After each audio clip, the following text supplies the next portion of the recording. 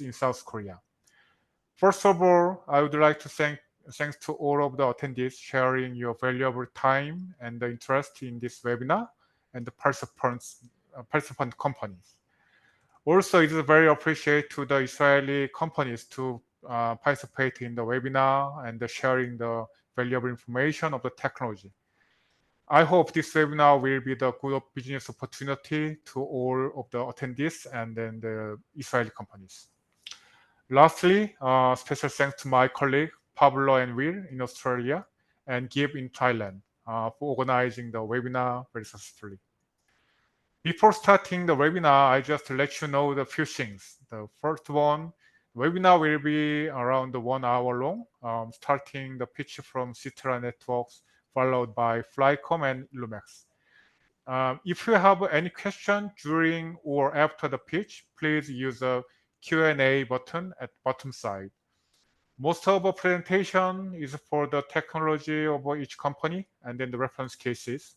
So I strongly recommend, especially to the audience, having specific between meetings with the Israeli companies if you have any interest in the companies and the specific agenda to discuss, especially regarding related to the business matter.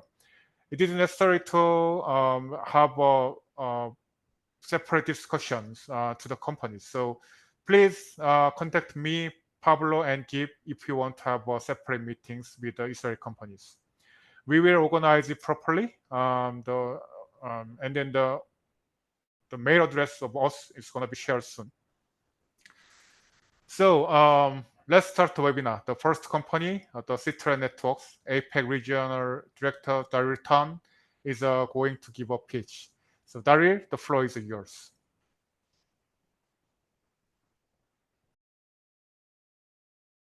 Daryl, you are on mute. Yeah, I just realized. Thank you very much. Still happens after all that webinars, right? Yeah. Okay, just checking if my slides are coming on. Are they coming? Slides are okay? Slides not shown. Okay, how's this? Yeah. All right, yes, excellent, great. excellent. And good afternoon, everyone, right? And annyeonghaseyo for those in Korea, right? And sawadee krap for those in Thailand. Okay, my name is Daryl, and I'm here to tell you a little bit about what it is that we do in CTERA, right?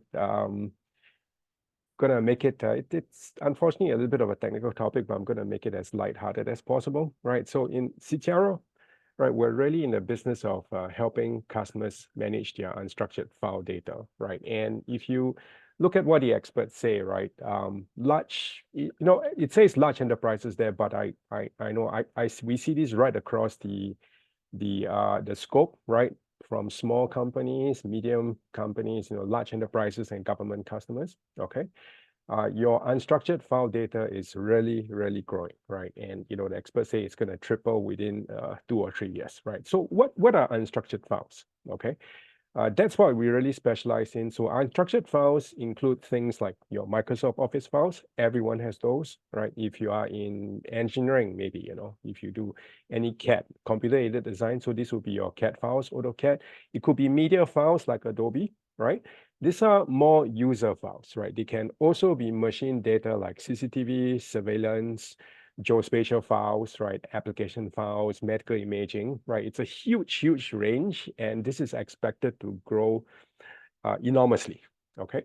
Now, consider how you manage your files today. Now, but some of you understand are in slightly larger organizations, some may be medium-sized organizations, but most of you will probably work with a few sites or locations. These sites can be anything. It can be offices, they can be R&D labs, they can be factories. If you are in natural resources, it can be your mines, your oil platforms. We even have customers that use our solutions and the sites are ships, naval ships, right? So there are many, many challenges when it comes to managing all this data. How do you make it available for sharing and collaboration? How do you protect your data from failure, from hardware failure, from natural disasters? How do you scale? How do you scale when your data grows? We already said data is going to grow, right? So how do you scale your current infrastructure to meet that growth, right? How do you meet the growing operational costs, right? How do you protect your data from a security point of view, especially against threats like ransomware, right? So at CTERA, as I mentioned, we are in the business of helping customers manage your unstructured file data, right? With our solution that we call the global file system, we use edge caching at the edge at the different locations, right? Together with a very resilient core at your data center or your choice of cloud to deliver file services to your users, your applications, your devices, no matter where they are in the world, right? We have a single namespace capability. It allows for sharing, global collaboration, okay? Military-grade security to protect your data from malware, from attacks, cyber attacks, so on and so forth, right? Centralized management and hyperscale, right? Very, very high levels of scaling available. So a little bit about CTERA. We're obviously based in Israel, of course, that's why we're here. Okay, we've been in business since 2008, so 16 years now, right? The solution is very proven, very stable, right? We're in our 8th generation.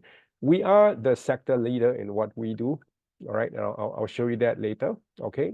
And our solution is very, very much focused on security. That's one of our leading differentiators, okay? Enterprise proven. We say the solution is military grade because it is, well, it's certified by the US Department of Defense, right? It's on the approved products list, but it's also used by quite a few of the other militaries around the world, and not many of these customers, obviously, right? So we support 8 or so of the leading militaries, okay?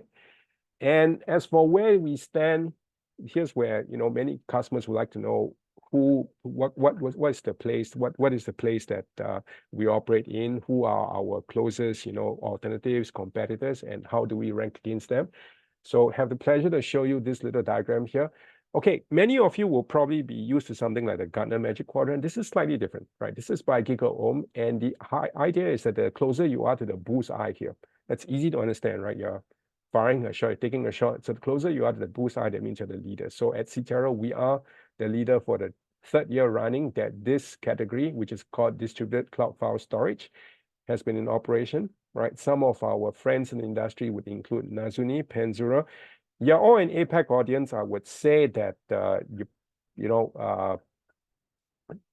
and Penzura are probably not very big in the APAC except in the Japan region, right? So, it's a transformative area that's rapidly growing. It's very exciting for customers who are struggling to manage the unstructured file data.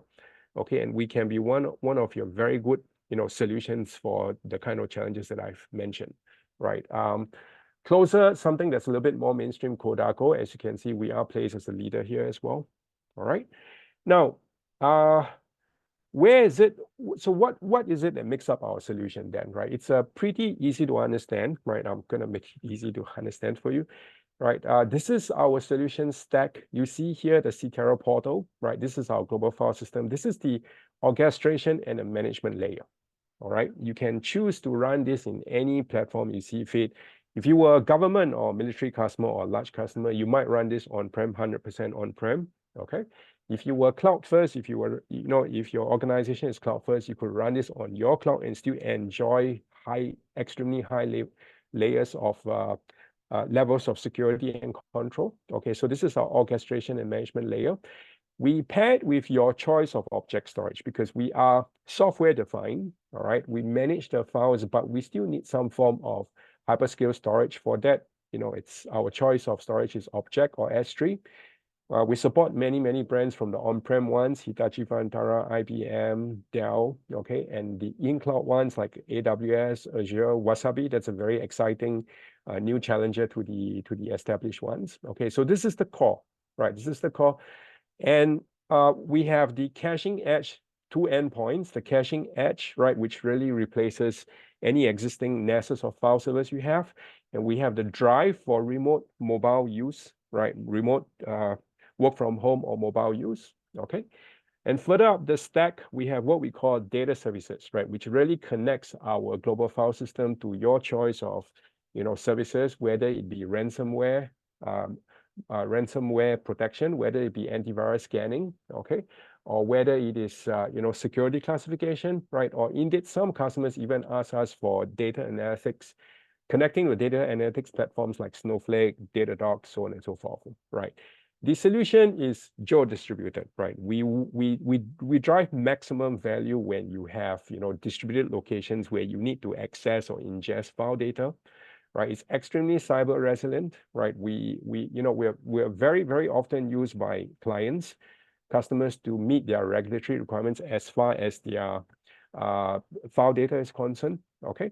And as mentioned, right, data services brings us to an entire new level where we are actually used, right, as a platform where, we ingest machine data from all over the place and we securely make it available for analytics and processing, all right? Okay. And so from a security point of view, this is worth mentioning, right?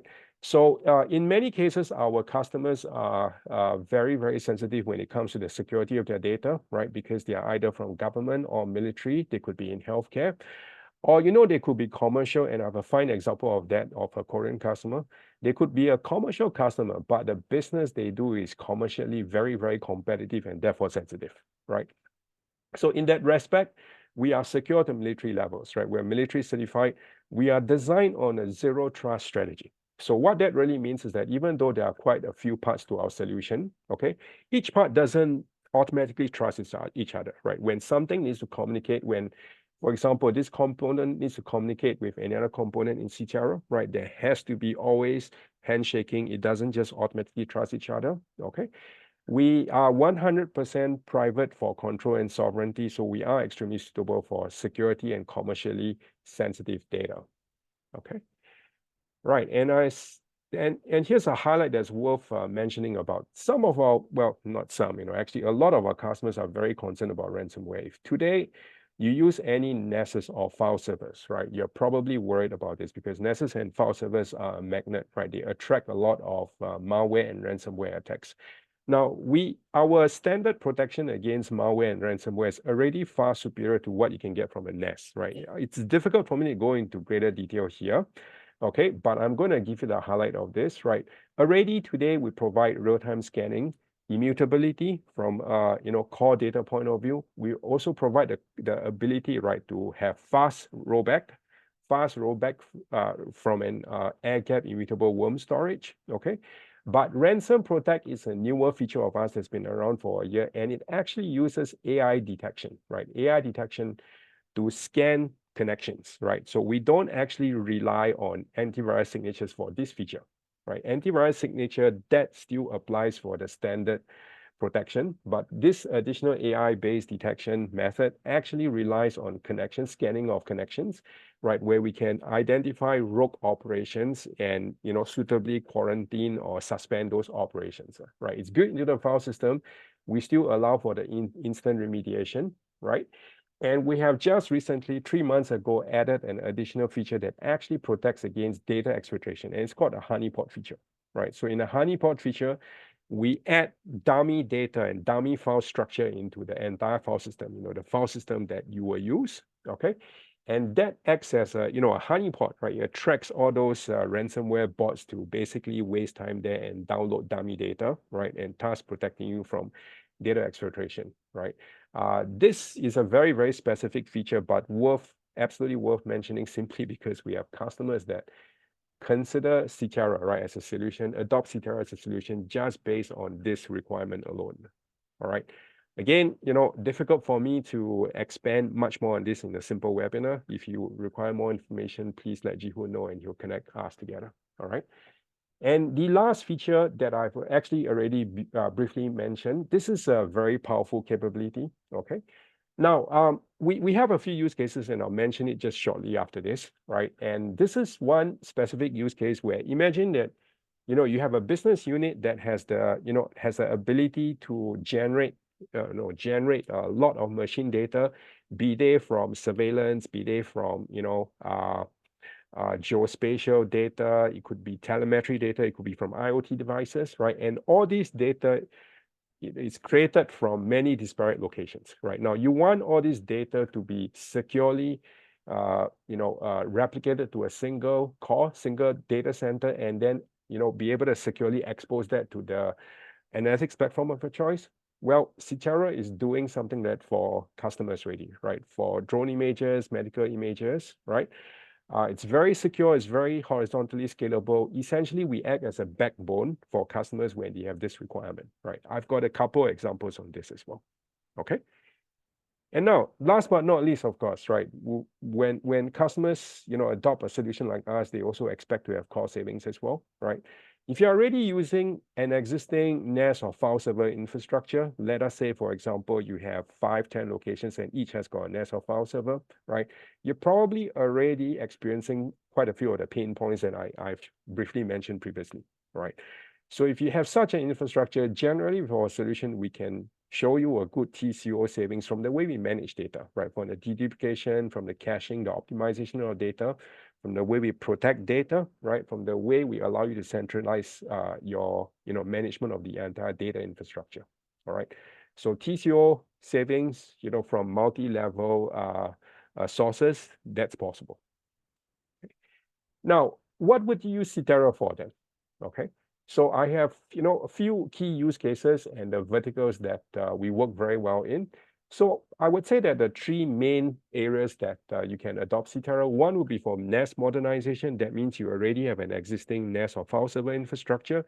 You're suffering from pain points like scalability, from, inability, right? Difficulty in connecting users, allowing users to connect from disparate locations, from data protection, right? From ransomware worries, right? That's NAS modernization for an existing NAS infrastructure. Or you could be working on, an analytics project, AI-based project, where you need to collect a lot of file data from a lot of locations and centralize it all and be able to securely expose it to, your analytics platform. If you're having trouble with that from an infrastructure point of view, this is where we can assist, right? Or if in general you are just worried about security and ransomware and you want to focus on that, that's something that we can do as well. Okay.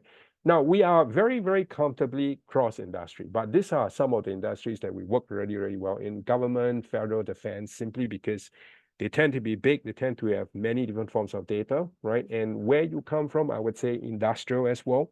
That's a big one, especially in a country like, for example, Korea, right? FSI, that's another one, and healthcare. These are areas that we really, really specialize in. And to just round it all off, I've got 4 customer stories for you, right? So this is a study in NAS modernization. This is a major Indian bank, major Indian commercial bank. It's one of the largest private sector banks, right? They used to use a traditional file server infrastructure across 8 major locations, right? They suffered from 2 main issues, right? The first one was security and governance. They had very, very little way to tell their auditors who uses what files, who touches what files, who creates what files, who accesses what data, okay? And the second one was that they weren't confident that they were protecting all the data they needed to protect, right? And also to have a good recovery plan.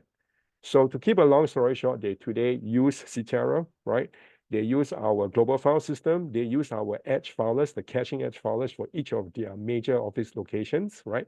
They also use our agent for work from home, because this was actually deployed during COVID a few years ago, okay?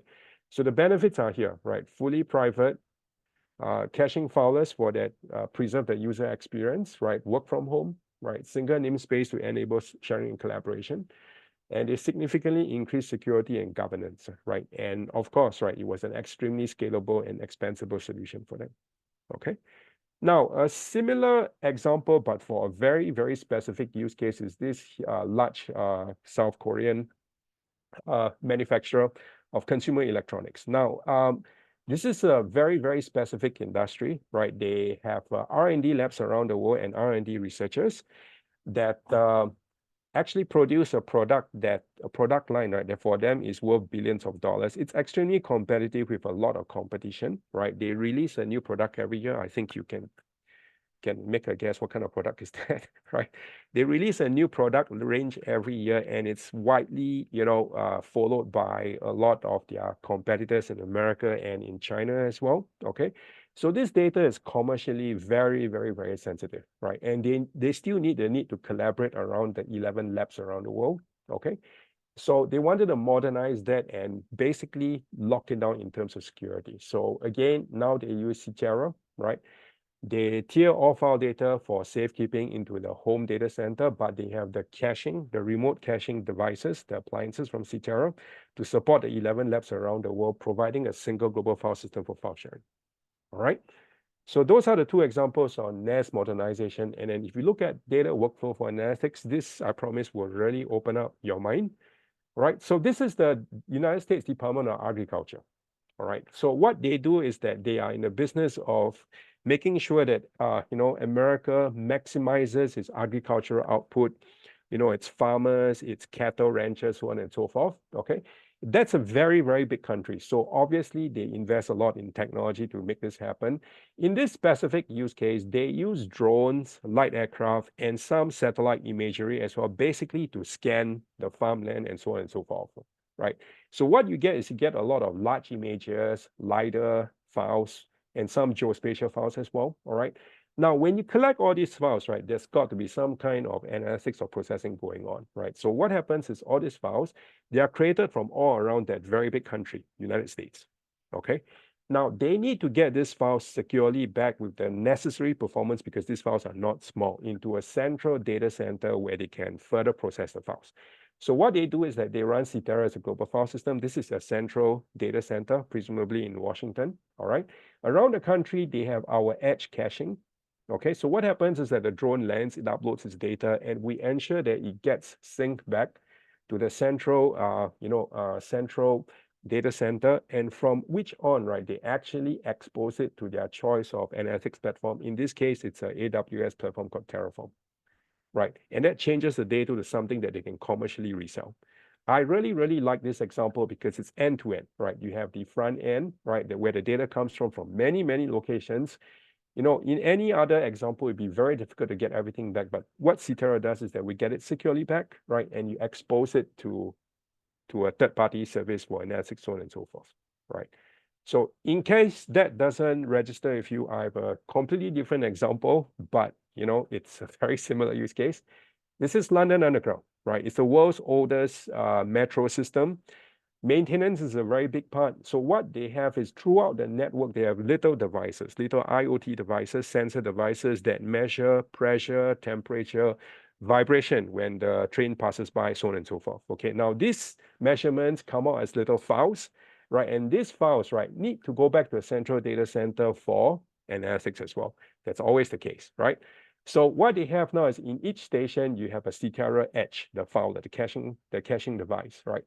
The IoT devices, the devices will push back to the nearest station, and our filer, right, will actually securely push this back to the core data center, where they actually use, any other filer to support analytics, the analytics platform, right? So the analytics platform has got a secure read into the entire file data lake. And that's what we do. That's another example for data workflow for analytics. Okay. Now I know I'm running out of time, so I'm going to leave you with this simple summary. So why CTERA, right? Now, if you're struggling with your files, and remember, it could be user files, it could be CAD files, it could be machine data files like LiDAR files or telemetry files that I mentioned before, right? CTERA can give you wide use case coverage, right? Many of our large customers will end up using CTERA as their primary file management platform, right? It's extremely scalable, right? We go up to 20, 30 petabytes. Those are our largest customers, right? We go up to hundreds of thousands of sites, hundreds of thousands of users, right? It's extremely cyber resilient. So if you have sensitive data, sensitive requirements, regulatory requirements, we are worth considering as well.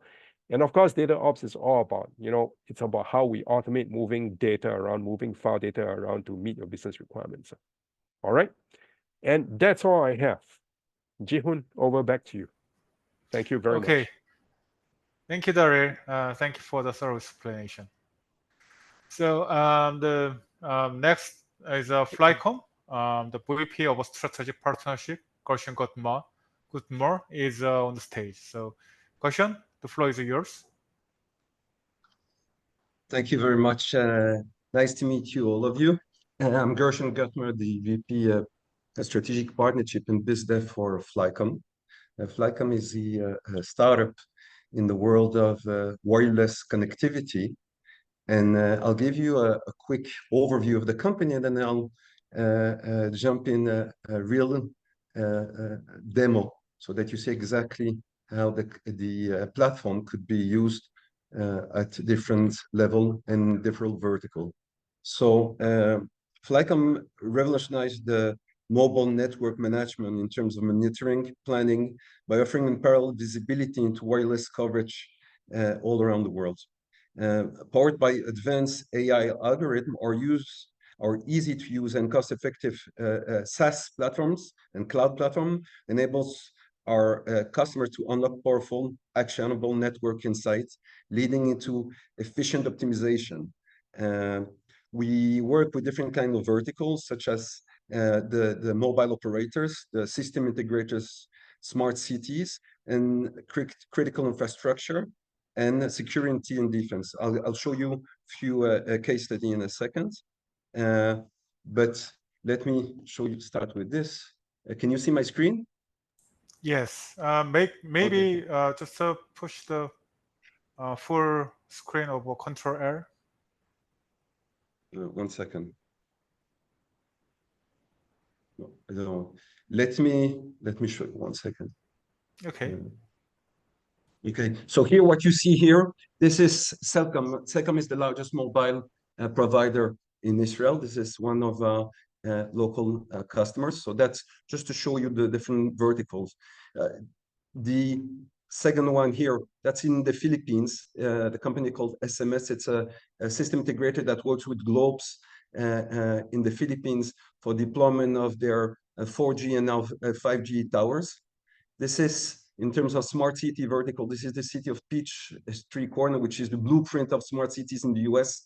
They have a lab with T-Mobile. We work there with T-Mobile.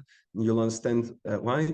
And in terms of security and defense, our largest customer is the IDF that is today using our solution after doing a pilot of 12 months and changing from previous provider to exclusive provider with FlyComm. And then we have another case of critical infrastructure, which is Native Israel, who's the governmental company that build the roads between intercity and that are using 5G application. And in order to use those 5G applications and to optimize them, they're using a FlyComm solution. So I'll stop this. I'll share my screen for you to see a live demo. 1 second.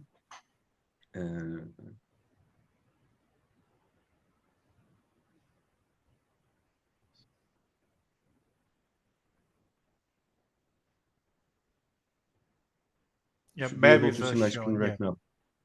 Okay, perfect. Let me change to this one. So just for you to understand, the idea of FlyComm started with the understanding that in today's world, connectivity is a commodity, just like water or electricity.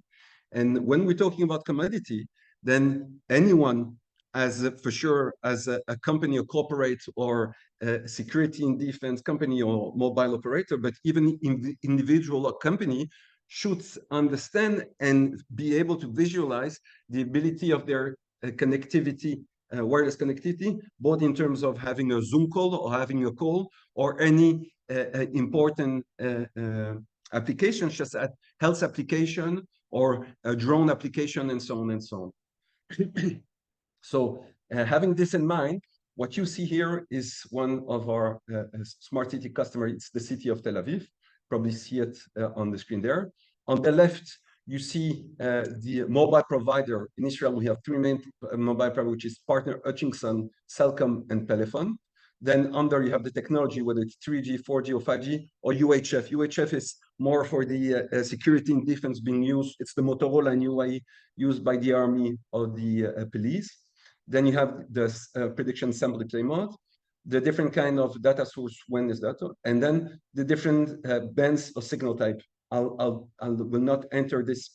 It's a bit more technical. And the environment, whether the data that you're getting, that I'll show you, if you're in your vehicle, if you're indoor, outdoor, or aerial. Aerial meanings for drones. We work with drones company that needs to bring their drones from point A to point B, and they need to make sure that they have connectivity both in terms of driving flying the drones or using a camera which would be on the drone. So let me make this card a bit for the people who knows a little bit Tel Aviv. So how do we do it? We do it using, first of all, our platform with our SDK or mobile application, or using existing sample from our customers. In Israel, in fact, we have multiple partnership with large mobility provided transport, mobile transport, public transport companies. So we have a lot of sample. And I'll start with here, for example, using Cellcom in a 4G way in a sample while being in your vehicle. So I'm going to apply, I'm going to push the apply, and then you'll be able to see in a few seconds the data point that we have for Cellcom in a 4G while being in a vehicle. Now, you'll see that we have a lot of those data points, but the idea here is that you see on the top of the screen, the coverage reliability is 98, sorry, do this, is 98%. I'm going to use it for a voice call, sorry. There we go. The coverage reliability has moved to 80%. So using Cellcom in a 4G for a voice call while being in your car, this is what you get. Now, I'm going to move from being sample point into meaning I don't know what's the level of connectivity for a call on, for example, these places or these places where I don't have no data. So I'm going to move from a sample to a prediction using our eye, and I'm going to do apply. Then you'll be able to see now that, sorry, sure. There we go. You'll be able to see now that I have the ability to see the entire map of Tel Aviv and meter per meter see, in this case, for example, we have 73.3 dBm in terms of connectivity. Here we have 111 and so on. So using the existing sample and moving to our prediction with our tool allows us to understand what's going into connectivity for Cellcom in a 4G while being in my car for a voice call. Okay, but if I move from a voice call to a streaming app, having a Zoom call, for example, the way we're having now, there we go. So you see that being in my car, there are a few places. The standard here are, just for you to see here under, that's high coverage, good coverage, moderate, and then we're starting low coverage or non-coverage. These are Western standard in terms of connectivity, and for some places, I will have some problem having a Zoom call while being in my car. And if I move, for example, and we're still with Cellcom in the 4G, but if I move from being in a vehicle and try to be outdoor, you see I'm going to apply, you'll be able to see the different ends of color. There we go. So you see that we have much less orange or yellow, but more green. So the ability to have in the outdoor Zoom call is much higher. But if I move indoor, for example, I'm going to apply, then you'll see places that mainly orange, even red, as you see, using Cellcom in a 4G while being in indoor, meaning in the building using wireless technology. Okay, we're not talking about Wi-Fi right now. So going back now to what we had originally, meaning we are with Cellcom in the 4G for a streaming app using the prediction. Now, instead of having Cellcom, I want to know, I'm going to do here, I'm just waiting, I'm going to select all the providers, okay? So I'm going to select them all. I don't need the UHF. In a 4G sample, still being in my vehicle, I'm going to apply. Okay, so now what you will see is the results of connectivity for Zoom application in a 4G network being in your vehicle, for example. I can move after being outdoor or indoor. And then you see that when I'm moving from places to say, here you see that at this place in this street, the best is Pelephone with 76 dBm, then Cellcom with 82, and partnered with 85. But if I move a little bit here, for example, partner is the best with 96, then Cellcom. And if I move here, you see it's partner, and then it's Cellcom here the best. We've checked, we are around 1.5 meters correct in terms of connectivity. Why is it important? It's important because when you're choosing the mobile provider that you want, or you're having a project where connectivity is a very important and vital role, you need to make sure that you're using the best provider. Okay, so this is what we've done for all the providers, and that's the best signal strength. Now, let me show you, I'm going to show so that you understand. There we go. So this is Tel Aviv. But now, what I'm going to do now, so that you see that that's the city of Tel Aviv, we are using the best provider for a Zoom app in the vehicle. Now, what I want, and we have the result in terms of best signal strength right here. Okay. Now, what I want to show you is the ability to see with a click who's the best provider based on the color. So it's still loading. So give me a second. The important thing is to understand that the vital role that has connectivity in different kinds of businesses, whether it's critical infrastructure, whether it's security and defense, or hands-on. There we go. So that's the best thing. So now I'm going to move to so you should be able to see now different colors, correct? You see red for partners, Cellcom is green, and Pelephone is in blue. So you see within the city, at each neighborhood, even every street, if I zoom in, who's the best providers. So whenever, whether it's a SME company or corporate company that is using our solution, they'll be able to understand what's going on in the city or in the country or in your neighborhood. One of the latest case study that we have, we've been working with one of the largest logistic and delivery company called FedEx. They have a very large contract with one of the mobile providers, and they have thousands of cars and drivers driving around the world, and they have a contract, exclusive contract, but they don't know, they have a problem of connectivity in terms of being able to reach out to the driver, or using some of their mobile application. They have 5G application today that they're using with their environment, and they need to make sure that they have the right provider.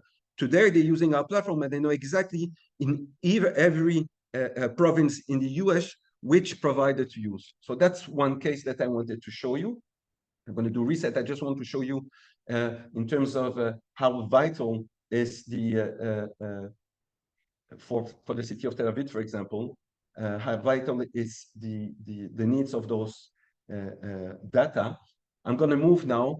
I'm going to use Cellcom in a 4G in a sample while being indoor. And you see, I'm moving from a map server, moving to IoT device. So I'm going to use, that's a real case that we're having here. So we're having a contract with the city of Tel Aviv. The city of Tel Aviv has under their responsibilities around 800 kindergarten. Now, that they're providing to the citizen of the city of Tel Aviv. Now, in those kindergarten, they have a IoT device, which is a first responder button, emergency button, and a camera that is connected with a wireless connection, a SIM card with a provider. In this case, they have one of the largest provider that one has won the tender, and they need to make sure that they have a good connectivity in those kindergarten, because if there's a fire, if there would be a terrorist attack, or if one of the children would eat the candies and it's in his throat, so they need to make sure that they can press this emergency button and have the camera working fine. Now, out of those 800 locations, they find out using our solution that 25% of those locations had no connectivity or bad connectivity, which is a very, very problematic problem. They've been able to use our reports. We have reports right there with the statistic, and being able to go to the provider and show the provider and make the change, the needed change, the provider to make the needed change in order to have connectivity everywhere. So that's another very important use. We're working with water government company in Europe and in Israel that using IoT device in order to manage the water waste and leaking. And they have the latest IoT technology, but they need to make sure that they have connectivity in every of their infrastructure in order to manage those IoT devices. So that's one thing. Last thing that I wanted to show you, I'm moving to another map. Can you see it now? Yes, okay, perfect. Yep. So you see, I've moved from a cellular planning here, cellular coverage to cellular planning, okay? So the idea today is that with our solution, we're able to help providers or security and defense to manage or optimize their existing infrastructure or plan their new 5G or 6G infrastructure in terms of communication. So look what I'm doing right now. I'm going to use, for example, Cellcom in a 4G, using sample 4G. There we go. Look what's going to happen. You see now on the screen that I have the logo of the antennas, the 4G antennas of this provider in this city. I didn't get those data from the provider. I got it because of using FlyComm SDK mobile app with our local customer there. So I'm able to localize at 100 and 120 meters correctly. We've done that in a few other countries in Asia, in Africa, US and Israel. The ability to localize those platforms. And then if I do select all, and I'm going to do apply. Sorry, 1 second. And I'm doing prediction. Don't apply. So now you'll be able to understand. Here we go. The impact in terms of connectivity of all the antennas of this provider in this city. So you see how they impact the connectivity. And in this case, you see that in this part of the city, you have bad connectivity because it's orange and it's yellow. And in the left part, on the top left part, I don't have no connectivity because it's an agriculture field. Now in Israel, as in most of countries today in Asia, agriculture is being used with IoT device in order to help to grow the fruits or the vegetable. Now, today, with our solution, I'm able, you see, I have no connectivity or bad connectivity here, no connectivity. Look what I'm doing with one click. I'm going to add a new site, okay? I'm going to add a sector. You can put all the information that is needed based on the provider. I'm going to do save. I'm going to add a site. So you see that manually, I've added a site here without having the need to send an engineer using a traditional RF simulator such as Roden Schwarz or Keysight, and that costs a lot of money. That takes a lot of time in order to understand where you need to put your antennas. And I'm going to do select all. Look, just like I did before. There we go. And now I'm going to understand the connectivity, the impact of the connectivity with this new antenna. So it's taking a bit more because all the algorithm is now, there we go. So you see that using our technology, you understand that putting antenna there, you will have connectivity there, and you still have some problem there. So if I'm doing here what, for example, we're doing, I can move the site, okay, and just bring it here, for example, and then apply right there and understand but just by moving where is the best location for the tower. That's very important for all the mobile operators, the tower core company, and the system integrator that works both in terms of telecommunication, public communication, enterprise communication, or security and defense that are using UHF, or in order to understand where communication is a problem for your customers. I'm done. Thank you very much for your time. If you have any question, I'll be happy to answer. And Jiwon and the colleagues has my email. And thank you very much. Gershon, there's a question about what are the sources of data for data analysis? So, okay, a very good question. So the source of data, we have two, in fact, three main sources of data. First of all, our existing customers might have their existing data, and then we can upload those data in our platform. Secondly, we have our own data because we work with different providers, and we're able to provide the data in few parts of the world, or based on the radius that we're giving, working, for example, of very large tower co companies, and based on their needs, we're able to give. Second thing is we have our own SDK in order for our customer to implement this SDK where the existing customers that they have, users that they have, or a technician on the place, and then we're able to map the needed polygon in order to give those data. Thank you for the answer. And just to let you know that if there's any question, Q&A buttons, you can type down the answer on your side. So please check. Yeah, I will do that. Please stay comfortable, and I'll be very happy for everyone. I'm giving a very big overview of what we're doing, and I'll be happy to go in more detail. So anyone that wants to have a one-on-one Zoom meeting in order for me to bring you the more details overview of our platform, I'll be happy to do that. Thank you very much to everyone. Thank you. And lastly, the CEO of illumex, Ina Tokarev Sela, is giving the final pitch of today. Ina, the floor is yours. Thank you, Gershon. I will make sure we finish on time. Happy to have this webinar with all of you. I do have our contact details on the last slide. Please contact Gershon and team to have follow-up discussions. I can only see the organizers, the text in chat box. So Gershon, if there are any questions, please make sure I get them. So let's start without further ado. We are going to speak about how you can use 100% of your organizational data to make intelligent decision-making smarter, faster, and without hallucinations. Of course, using generative AI. A few words about myself. So prior to starting illumex, I was with Sisense as VP Artificial Intelligence. So you might hear the term generative BI. Generative BI is the ability of business users to ask any business questions. And I'm happy to be the author of this solution for Sisense and also 5 patents. Prior to that, I was with SAP, German enterprise software vendor. In my journey, I was lucky to lead SAP HANA Cloud Platform, billing and lifecycle, and also marketplace.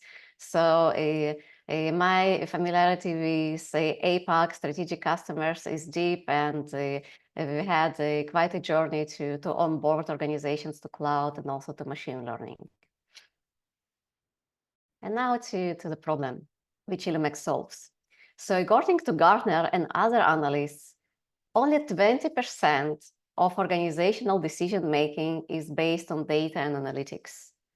It's crazy. Think about all those trillions which are invested on the annual basis in a big data and analytics stack, without even mentioning machine learning and data science. It's a huge missed opportunity. Opportunity to create new revenue engines, opportunity to make data-driven decisions, opportunity to actually get insights from your data, which might change your gut feelings. So there is time to end the era of guesstimations. And of course, we're right now in the era of generative AI. So generative AI has this sub-domain, which is called semantic models. I think ChatGPT is the most known one, at least in North America. And of course, there are different alternatives to that. And we all know that if you connect powerful semantic models like that to big data, we actually have endless possibility to ask questions and get answers. So McKinsey estimates that the added value from functionality like that could be estimated at $4 trillion annually on the global scale, and even add between 15 to 40% of added value on top of using regular AI, if you speak about generative AI. But I'm sure that you all have this personal experience of asking questions and getting an answer which doesn't really meet your expectations. And then searching for sources and understanding it was just a hallucination, right? So majority of the enterprises who already used generative AI and LLMs, especially on the structured data, think about databases, warehouses, business applications, if it's SAP, if it's Salesforce, if it's ServiceNow, so all those business organizations or applications, when you put chatbot like that on top of this data, in majority of the use cases, it didn't deliver reliable and consistent answers. So in corporate setting, it's impossible to have 2 correct answers and then 3 incorrect answers and then 5 correct answers, right? We all heard about Toyota vans sold for $1 or airline tickets given for free. So we cannot allow this in corporate setting. And why that? Why things like that happen? So for starters, when we think about database, it sounds structured, right? It sounds like everything is already sorted out. The truth couldn't be further away. So what we see in our databases is that the names of tables and columns are sometimes person name, sometimes it's abbreviations, sometimes people get creative because they only have 8 characters to use and they use characters and digits randomly, right? And we cannot put semantic models like GPT, for example, on top of this messy data and expect good results. In addition, we all know that we're coming to business meetings and sales and customer success may have this argument whose upsell numbers are correct, right? Which means each system might have a different source of truth. So for us to connect chatbots to different systems and have aligned answers also require us to create single source of truth, alignment between different systems. Second is that models which are trained on social and news and Wikipedia do not understand your business data language out of the box. So for example, you are a retail company and you have different namings for SKU and purchase order and fulfillment rates and all of that. Models do not understand this language. You need to retrain and customize them on your specific data, and it's very expensive. It requires hiring armies of data scientists and creating example data sets for training those models, and as a result, they're still not stable. So this is a different additional challenge. And I would say the most important challenge is think about your sales manager. Think about your support line operator. They do not always know how to ask the question in the database language, right? We all know that in our consumer experience, the way we ask the question really affects the result of the answer. And this is exactly what happens. So we cannot expect of our employees to articulate the questions in exact way the data is labeled.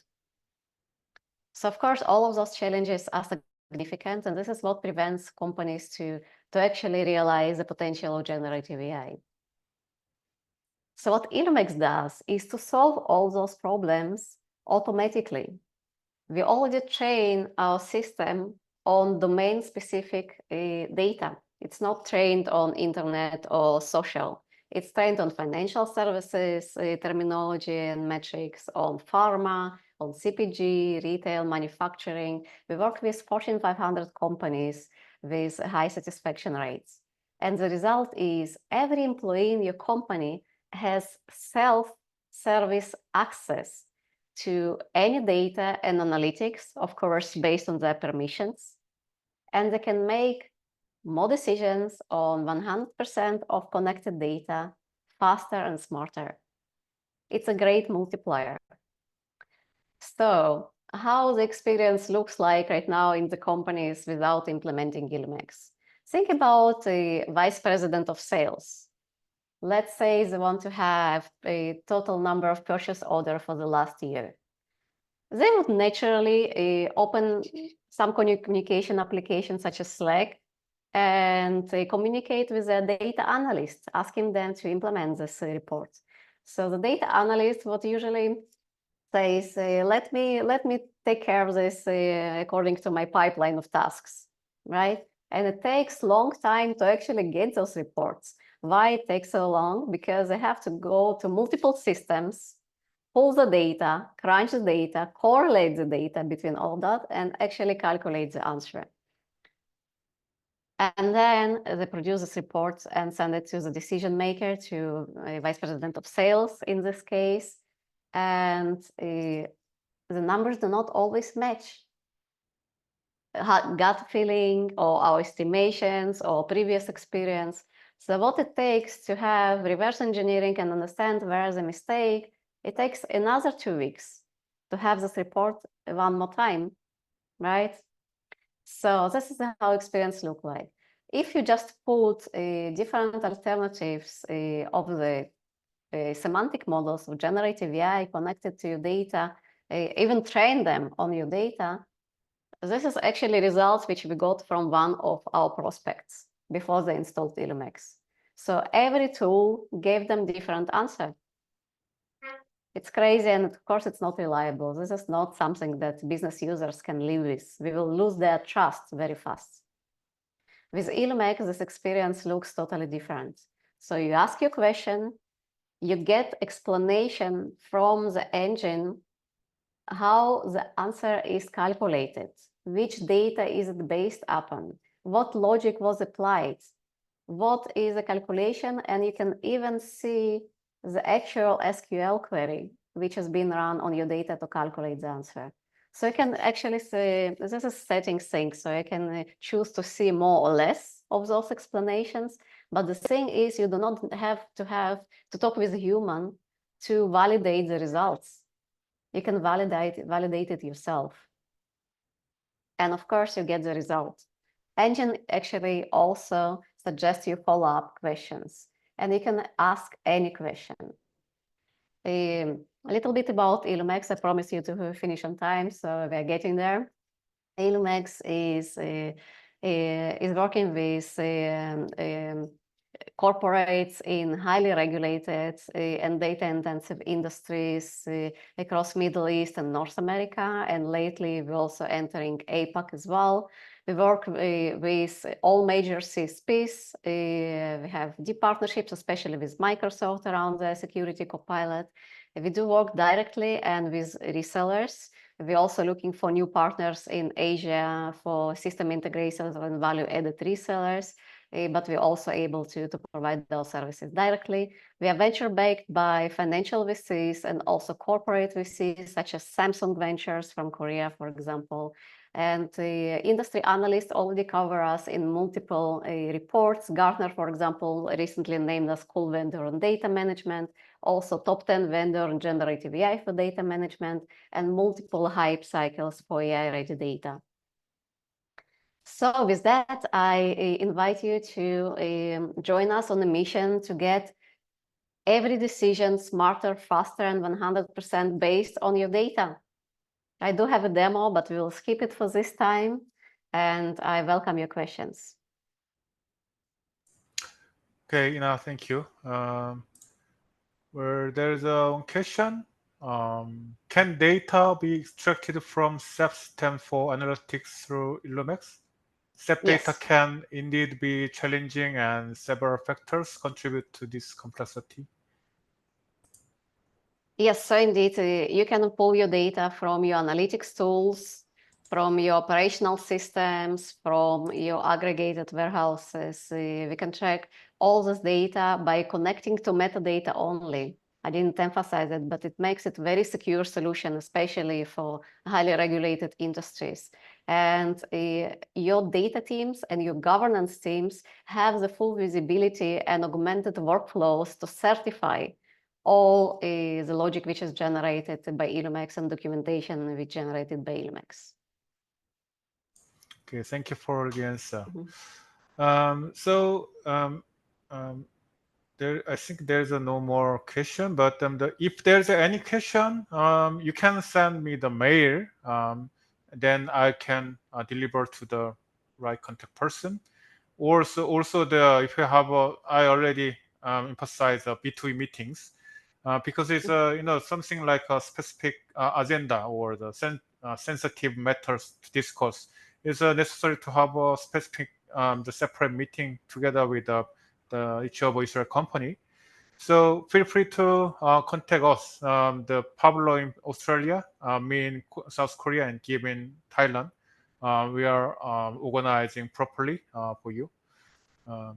Where the combining all together of 3 companies, I can make a summary like this. If I'm something like a business person who is doing some kind of a national level of IoT collecting data, then the coverage can be covered by the FlyComm to check whether the valid of data comes from.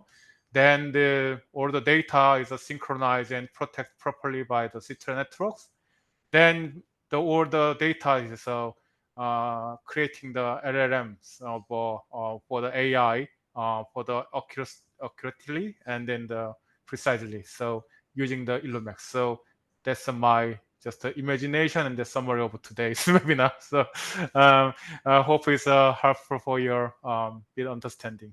So thank you for the sharing your valuable time to Israel companies, also the attendees. So also if you have any question, any inquiry, feel free to contact me and then my colleagues. Also, I'm gonna send the mail sharing the record and then the information again. Then also if you agree to the Israel participants, I will also add your contact information, so then you can communicate to each other very naturally. So, thank you for the attending, and then see you next time for another agenda. Thank you. Yeah, thank you, Gershon. Thank you for hosting us. Thank you. Thank you very much, everyone. Have a great day. Thank you, everyone. Thank you. Bye.